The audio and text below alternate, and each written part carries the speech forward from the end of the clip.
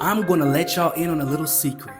This recent beef between Trump and Lula in Brazil and the US has nothing to do with Bolsonaro, has nothing to do with the alleged coup of 2022, and it has really nothing to do, honestly, with the beef between Trump and Lula themselves. So many of you may not know, but Trump put a 50% tariff on all Brazilian imports. He claims this for two reasons. It's because of the way that Lula and Alexander Moraes are treating Bolsonaro, and also because he claims that the United States is suffering from a trade deficit with Brazil. First of all, the United States is actually in a trade surplus with Brazil for the last 15 years. So that's just bullshit. And I'm gonna be a little honest with you guys. Brazilian politicians going after one another for their political differences is basically the norm here.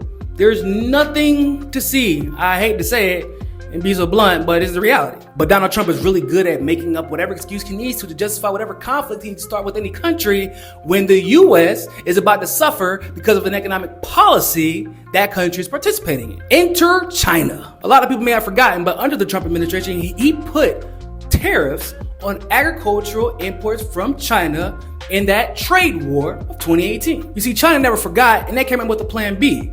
Plan B being Plan Brazil. And in 2024, Brazil broke its record in agricultural exports to China, reaching nearly $60 billion. In 2024, the Port of Santos handled 180 million tons of goods. More than half of that was agricultural goods, and 30% of that all went to China. Bro, Brazil is moving so much product as a result of this relationship with China that COFCO is actually building a new terminal at the Port of Santos. They're going to go from being able to handle 4 million tons at a time to 14 million tons at a time, which will generate billions of dollars in revenue. Now, on the flip side, you have Trump's dumbass war with China, which led to $27 billion in agricultural losses for the United States. And the truth of the matter is, Trump always does this. Every time a country that's supposed to be subordinate to the United States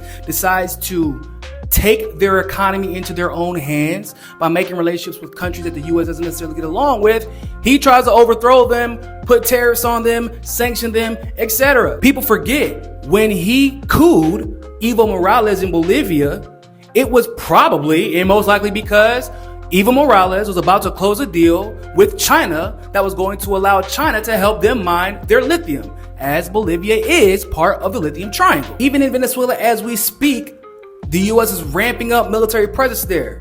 He claims it's because he's a narco-terrorist dictator. That's what they're saying about Nicolas Maduro. But in reality, Russia and Venezuela just closed an economic deal with one another that will likely lead to Venezuela and Russia benefiting from the crude oil supply that Venezuela has on its hands. Bottom line, if you won't let the United States take advantage of you, and if you try to seek your own economic sovereignty in a way that the US will not benefit, then Trump and the US will create problems for you. But you can't come out and say that's the reason why. So you just make up some bullshit like, oh, it's because of how you're treating Bolsonaro. It's because you're violating free speech. Oh, it's because of trade deficit that doesn't even exist. It's all bullshit. The truth is, other countries are capitalizing off of the bad decisions Trump and the United States have made over the last few years. And that's the end of it.